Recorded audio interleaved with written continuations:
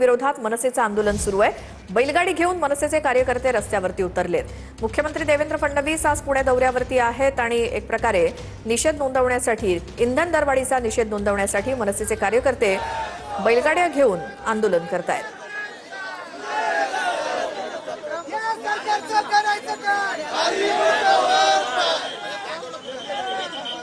मात्र सध्या शहराध्यक्ष साईनाथ बाबर यांना आपण पाहतोय की पोलिसांकडून जे आहे ते या ठिकाणी ताब्यामध्ये घेतलं जाते। पोलीस जे आहेत या ठिकाणी आंदोलनामध्ये साईनाथ बाबर यांची आपण पाहतोय की धरपकड या ठिकाणी करताना पाहायला मिळतात। साईनाथ बाबर यांना सध्या पोलिसांनी ताब्यामध्ये घेतलेला आहे आणि शहराध्यक्ष साईनाथ बाबर यांना घेऊन पोलीस जे आहेत आपण पाहतोय की पोलीस स्टेशनच्या दिशेने जाताना आपल्याला पाहायला मिळतात। अडवणूक केली जाते का?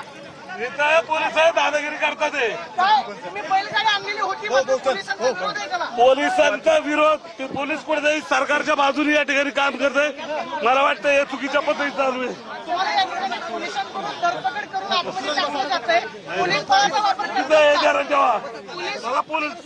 आमचे कार्यकर्ते बाहेर साहेब आम्ही त्यांच्या बरोबर येतो मी साहेब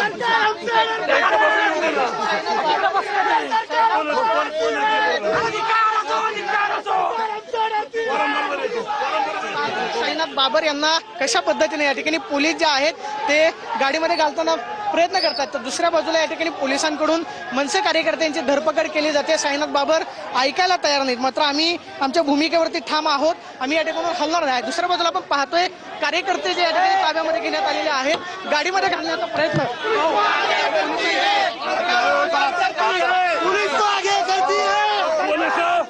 पोलीस दादागिरी करत आहेत। मला वाटतं चुकीच्या पद्धतीने पोलीस चुकीच्या ताकदीचा उपयोग करत आहेत। मला वाटतं की जे दरवाढ पेट्रोल डिझेलची झाली आहे त्याच्या विरोधात ते आंदोलन आहे। पोलीस दादागिरीची दादागिरी करत आहेत। मनसेचे शहराध्यक्ष ताब्यामध्ये घेतलेला आहे। बैलगाडी या ठिकाणी आणण्यात आलेली होती, मात्र बैलगाडीला विरोध जो आहे तो पोलिसांकडून करण्यात आला आणि दुसऱ्या बाजूला आपण पाहतोय की मनसेच्या या कार्यकर्त्यांची धरपकड जी आहे ती या ठिकाणी